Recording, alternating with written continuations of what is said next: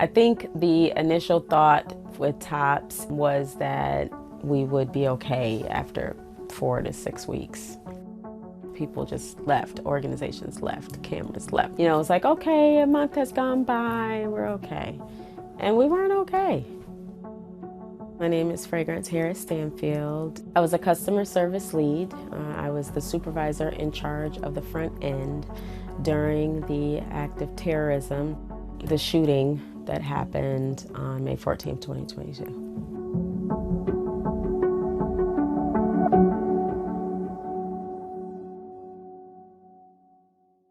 I grew up in Cold Spring, right where TOPS is.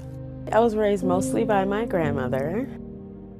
In 2012 is when I got the job with the Buffalo Public Schools, and I became a substitute teacher. I was able to be per diem for that job. I was able to start homeschooling my kids. A friend of mine who worked at my school also worked at TOPS. So that's how I ended up at TOPS. So I could pay for sports and the extra stuff, lots of extra stuff for the 5 children that I still have in the house.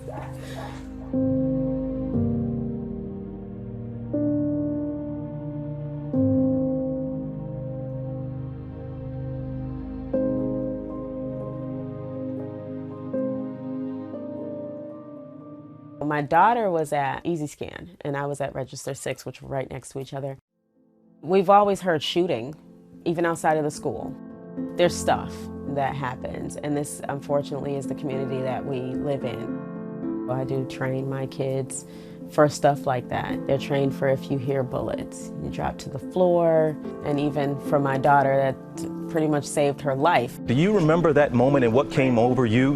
It was something my mom taught me since I was a kid. If you don't feel like you can run, because I was frozen in time. I literally couldn't move, so I thought best to hide. You get small, you get invisible, you get silent. Like the shooter passed her twice and didn't know she was right there.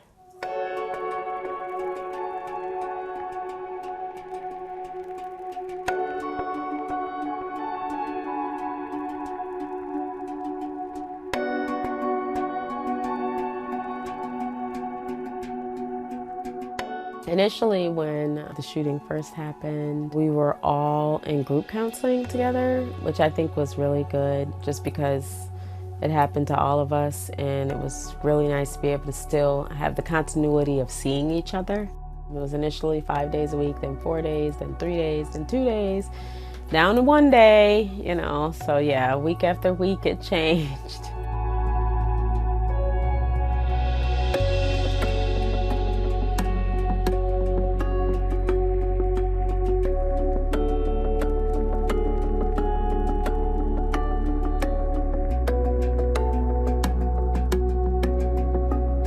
My daughter is working full-time back at the store. She didn't even tell me that she wanted to go back because she didn't want me to try to convince her not to, I guess. So we've really taken the pressure off of Yania so that she can focus on healing, because she needs time and she needs to rebalance and get herself together. She looks like she's handling everything well because she knows how to put on a good mask. There's a lot more going on. A number of my coworkers went back for various reasons, and some have gone back and come back out. I haven't seen you forever. I know. So I am on workers' compensation. I am not back at the store. Bye. No problem. You too. Bye. When they submitted my case for workers' comp to be approved, for TOPS, they also submitted my wages for Buffalo Public Schools because I was working both jobs at the time. And when the Workers' Comp Board decided that I am eligible for Workers' Comp, they only decided on TOPS wages. They didn't mention the BPS wages. They didn't say anything about them. They didn't deny them. It's almost like they didn't acknowledge that we sent it to them, so. The whole process of everything with the Office of Victim Services, the DA's office, the Resiliency Center, the Urban League. We had so much paperwork to fill out. It was definitely overwhelming. This is a lot to ask of people who are traumatized. I'm gonna go through this door, Veronica.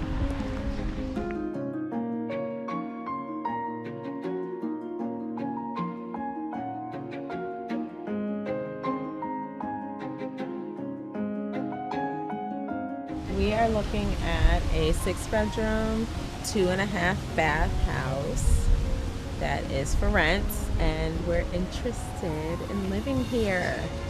Remember, no running, misters. We're still inside of a house. We have to move because my aunt passed away. Her daughters would like to sell the house, and they need the house to be vacant in order to sell it. It's not that I want to move out of the city or that I want to live in the city. I just want to have a house that has enough space for my family. It's kind of a rare thing to find 5- and 6-bedroom homes for rent, so I kind of go with what my options are.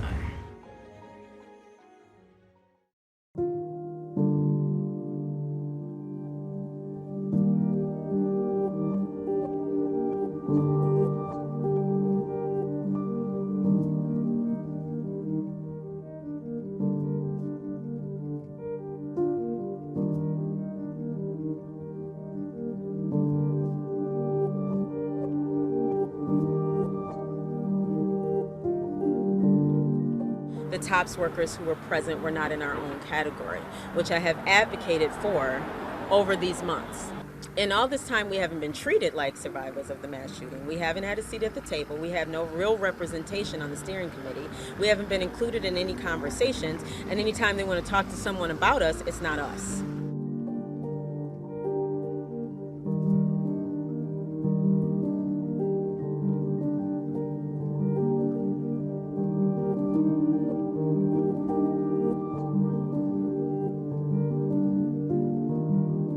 The aftermath is that millions of dollars have come into the city of Buffalo, into the state of New York.